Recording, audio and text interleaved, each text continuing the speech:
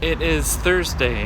Yeah, it's Thursday. I went out for a run with my running partner. Comic-Con's coming to San Diego, so the town's got a lot of energy right now. I was also cleaning and organizing because my wife is supposed to come over this morning at 7:30, and we're supposed to go through and divide up who wants to get what, which is something I really don't want to do. I'm really dreading because it's just horrible. You spend years and so much time and energy building a home together, you know, carefully selecting the things you want to live with and building a life. And that's what we did. We built emotionally, we built a beautiful life. Physically, we built kind of a nice life. We picked out nice pieces and to go through and just decide, like, you get this, you get this. There's nothing fun about that. And with the uncertainty of what the future looks like, I don't even know what I need or what I want, you know? That's been causing me stress, knowing that she's gonna come in and sort of look over everything and be like, I want this, you get that. That's what anxiety does to you. Things like loud car noises like that never used to bother me. Like, it's annoying, but that like loud motorcycle, like I feel it in my chest and I feel it like across the top of my back. I'm just like, and I hate that. I want to shed that and get back to like me. I hope once I get through this process, I'll be more me because I like me. I'm not crazy about the person I am right now. I pretty much blame her for that. 2 minutes into my run, she texted and said, I'm so sorry, but I can't make it this morning.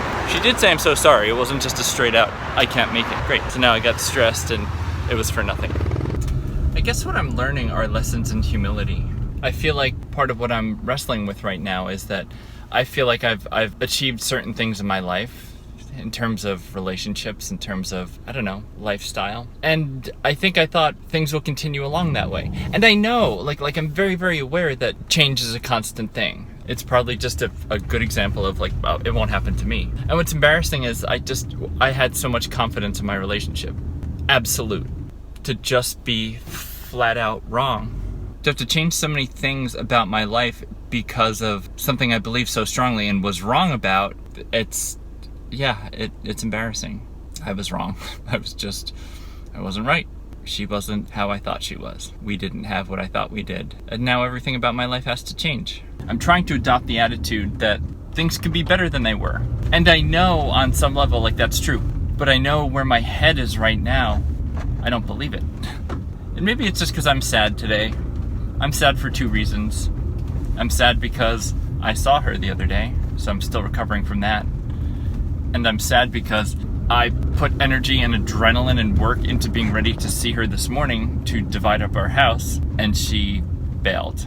Whether or not it was for a good reason doesn't matter. From my perspective, I've wasted time and energy getting ready for something that fell through. But of course, the decent person in me is like, you know what? She has surgery tomorrow. She has a big case due tomorrow. She's probably overwhelmed. You know, there's probably any number of reasons why. But we don't share our lives with each other because we're not friends. Let's talk for a second about why I'm a dog person. So I just got in to quarantine the cat for the day while the workers are there. I couldn't find the cat.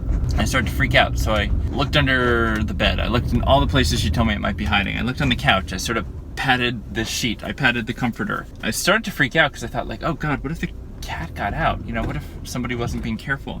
And then I saw the couch move. So I peeled back the sheet that's over the couch and I pulled out the cat.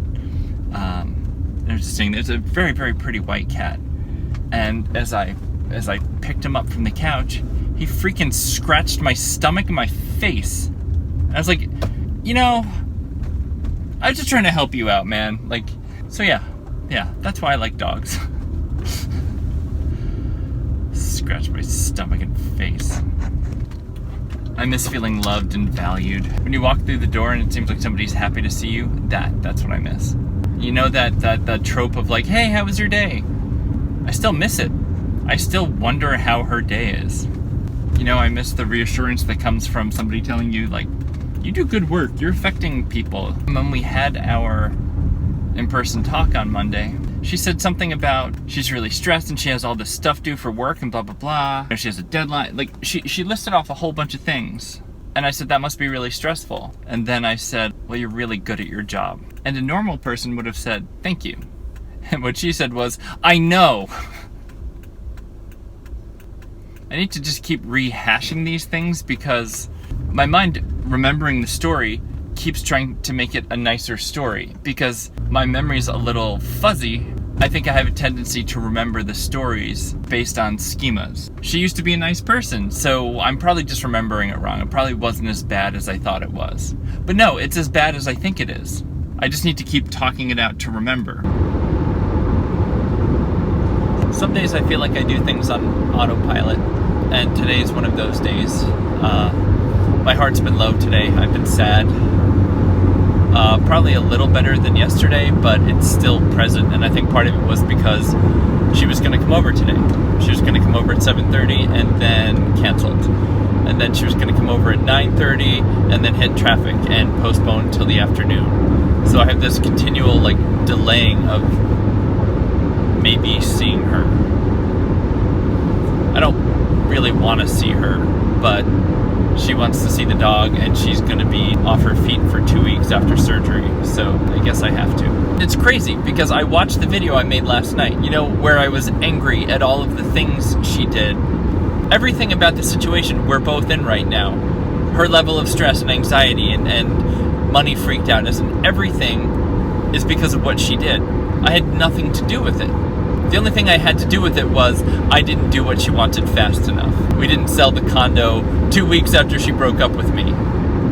Because I feel like there should be some allowance for maybe she's crazy and she'll come back around. At this point, I don't think she's going to come back around. She offered, in terms of advice on Monday when we talked, that I could move farther outside the city. I could get a roommate. I could do these different things. Oh, that I don't have to live downtown. Which I thought felt a little condescending. I'm aware of my housing options. But if I move a half hour outside of San Diego, then I'm alone out there. Downtown are my friends. Things that keep me feeling normal. Running 3 times a week with my running partner. I'm not going to give that up. My best friend at school who I go out with a couple times a week. I'm not going to give that up. I've been trying to sum up the experience of what it's like to go through this breakup. The different aspects of it, and yeah, I mean, it's painful and anxious and depressing and all that. The sense of being in limbo is a really bizarre part of this, though. It's basically this. I found a place I thought I could live and be okay, and then I was heavily advised not to move ahead with my life, and the people were right. Everyone who told me that was absolutely correct. But what this whole thing is like, not from the apartment standpoint, just in the breakup, since I don't control any of it, it's like being in limbo. Like I'm just waiting. I'm waiting to go to heaven or waiting to go to hell. I'm just floating here, waiting for her to make the moves. And then she gets mad at the speed with which I respond to her moves. I do think once I rent a place, once I make some choices, I will do better. When she leaves town, I will be better. When I might not run into her, when she's done and out. I think this divorce is going to get messy. I think she's going to call me more mean names before we're through. I think any advocating I do for myself, which is all I'm doing. I'm a person that I've loved for 7 years. Yeah, she broke my heart, but I'd never try and screw her over. It isn't me. But I am deserving of something, and she doesn't think I am.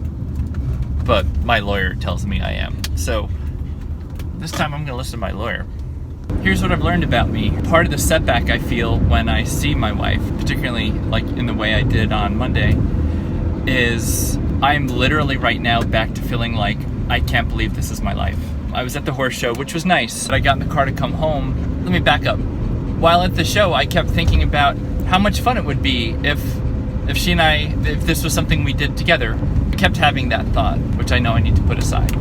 When I got in the car to come home, 5 minutes ago, it just hit me again how sad all of this is. It's not profound, it's a regression. Things I'd come to terms with have backed off.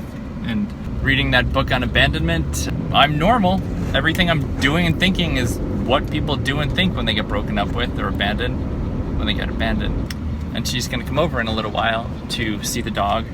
And I don't know if we're talking about dividing up our stuff or not. I don't know if she'll have time. I think that will probably set me back too. I'm a little triggered by this surgery tomorrow because I was part of it last year. When it happened, I was her major support staff through the whole thing, with her all of the time, taking care of her, loving her, doing anything she needed. And it took its toll. Having the situation like it is now, having us break up the way we have, I feel really underappreciated for my role in that. When we spoke Monday and she talked about being concerned about her recovery and not wanting to break down like she did last year, and I said, I know, like, I'm worried about that for you. I was there with you last year. She's like, I appreciate it. The words are right, but the tone is all wrong, you know? And this book I'm reading talks about, I mean, it uses animals in nature as case in point, but how it's actually healthier to fight back. Like, I should fight against her and not just go along. Easier said than done sometimes, you know? So Sweet Child of Mine came on the radio, and I was like, I don't want to hear it. So I changed the station. Sweet Child of Mine is on the next station I have, like, preset too. Different station. What the hell? It's not the late 80s? Early 90s? Like, Guns N' Roses shouldn't be on two stations at the same time. That's all. I'm just trying to change my mood. I'm really low right now. It's amazing. I logic it all out. Like, I understand why everything is bad, why she's bad, like why I've dodged a bullet, why all of it. I understand how I'm better off. And I'm so sad right now. I'm not a weak person. I feel like I'm broken, or I have some fundamental flaw in this whole thing. I'm so torn right now. She was gonna come over today and she postponed and postponed and postponed. But I still worked on the house, and I was kind of proud of how I had the house looking. And you know, I thought we'd look it over and sort of be like, oh, we're gonna sell this. And maybe just have a moment. Just a moment where like, looks pretty good. And now she's just gonna pull up front, and she just wants to see Winnie for a second. I feel kind of like an ass. You know, to try and do something for someone and just have it fall through. Why did I do it? Because I'm a jackass, I guess. But so now I just feel dumb. I mean, the house looks good, but I still feel dumb. She had no hand in prepping it or doing anything to get it ready. Just me, stupid me, doing work for us. And now I'm gonna see her. How's that gonna wreck me, you know? Like, how do I prep for this? She's gonna have surgery tomorrow. Do I wish her luck? I would have been her guy. I would have been her go-to. I would have been her support system, but she doesn't love me anymore. So what's my job now? Just to be like, hey, all right, go do what you do. Bye. I could be so good for her. I'm so much better than he is. I'm gonna sit here and wait for her to pull up and then have some kind of awkward interaction. It'll be great. All right. I'll see you later. I'll let you know what happens. Okay, so that happened. She pulled up, got out of the car. I stayed sitting on the wall. She came down and she squatted down and she played with Winnie for like 30 seconds. Then she sat down on the wall next to me and asked how I'm doing. Okay. Well, I mean, if I'm going to be honest, I'm suffering. I suffered badly yesterday. I'm suffering today. I'm lonely, and I can't believe this is my life. I can't believe this person that I love and care about is having surgery tomorrow, and I'm no longer part of that. I won't take care of her. He'll take care of her. It's all him. But on the eve of that, she still stopped by here to see the dog. She didn't want to come upstairs. She didn't have time. As we sat there, she pulled up in front of the building and parked and sat 10 feet from the car, maybe 12. A parking enforcement person from out of nowhere pulled up, jumped out, and gave her a ticket for being parked in a commercial zone. And she was literally right there next to the car. He was not a happy man, and she couldn't talk him out of it. $57. What's absurd is there was a loading, like a passenger loading zone right behind where she parked, and that would have been fine. Learn your lesson in San Diego. I don't know how to make small talk in a situation like that. I mean, it was fascinating to look at her face because it's still so cold, but it could flip and she could smile at me, but she doesn't. Not at all. Not once in February. Probably for the best in terms of my healing. If she smiled at me and was sweet, I would melt and die. I should probably be grateful for that, but you just sit there and think, like, this could be so different. She could flip this thing and it could be so easy. I asked if she got her capital case done. She said no. She's going to have to work on it while she's recovering. I said, be careful. I said, pretty much like last time. She said yes. I said, be careful. And we'll meet up at some point in 10 days or 2 weeks. And she didn't want to come up and see what the condo looks like before we sell it. You know, the thing all along, she's like, my condo, my condo, my condo. This is her condo, according to her. And she didn't want to come sort of see what I'd done with the place. It's weird. I know she's probably freaked out today about surgery and stuff. Still weird, though. The thing she wants most, to be done with the condo, like, to see how it's going to be represented. No, the whole thing is so weird. and I keep pining for something that isn't real. I'm so desperate for affection that this person on Instagram, she's a horse person, she went through and liked a few of my photos and commented on a couple, and I'm like, ooh, maybe she likes me. I'm that degree of loser right now. Any attention at all from anyone, I'm like, ooh, maybe they like me. It makes me feel like such a... yeah. The house looks nice, but sparse.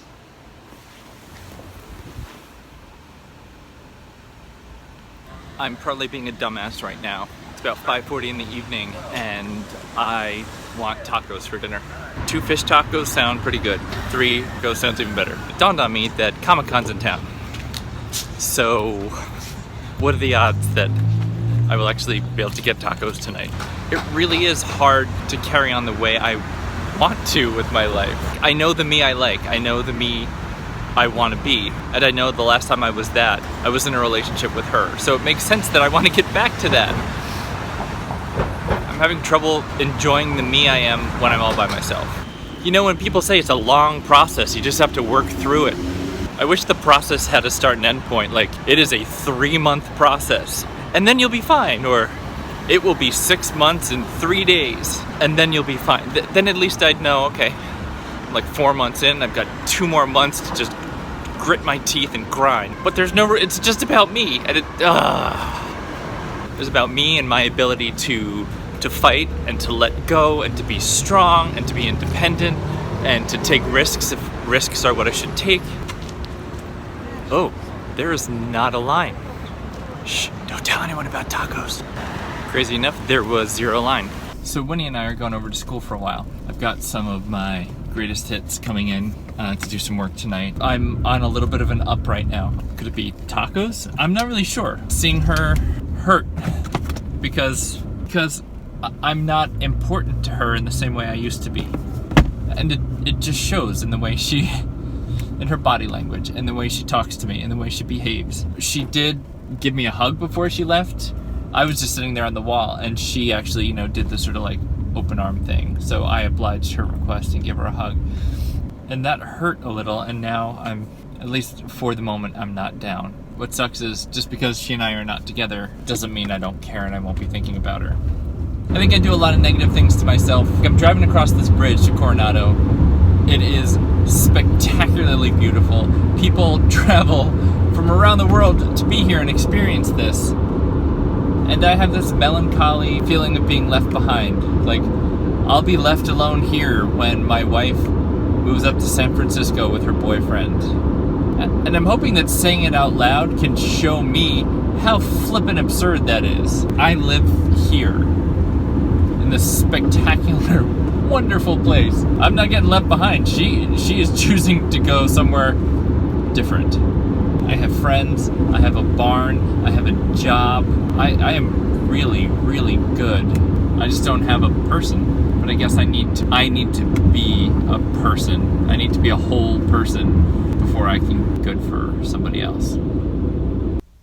So it's the night before her surgery, and she just emailed me. The subject line is surgery tomorrow. And it basically just says, I want you to know how much I appreciate you and how you've treated me. You're an amazing person, and I love you. That she would always feel bad for how bad she's treated me, or how much, I can't remember the wording. She's sorrier than I'll ever know. She just wanted me to know in case something went weird tomorrow. There's no opening. She doesn't sign it. It was just something she wrote from her iPhone. Is this just a moment of, facing her own mortality, like something could happen when she's under anesthesia tomorrow? Why is she recognizing tonight how good I've been to her? She couldn't do it in person today. She couldn't do it in person on Monday. It doesn't mean anything, right? That's what I'm trying to make sense of here. How do I take that email? The true version of me, the honest version of me reads that, and where it says, you're an amazing person and I love you, that gives me hope, right? She's recognizing that I'm amazing and she loves me and I love her and we're already married and we already own a house together. Like, perfect. Let's do life. But I think there's an asterisk on that. You're amazing and I love you, asterisk, but I'm in love with somebody else and I want to have a family with them and I want to start a life with them. Right? Like, I have to read it that way because Because despite the fact that I'm amazing and she loves me, we're finished. So what do I take from the fact that she loves me? I take nothing, right? That's what I do?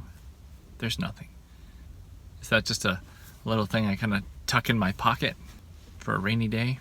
Well, at least I have the love of my ex-wife. All right, I'm gonna go home.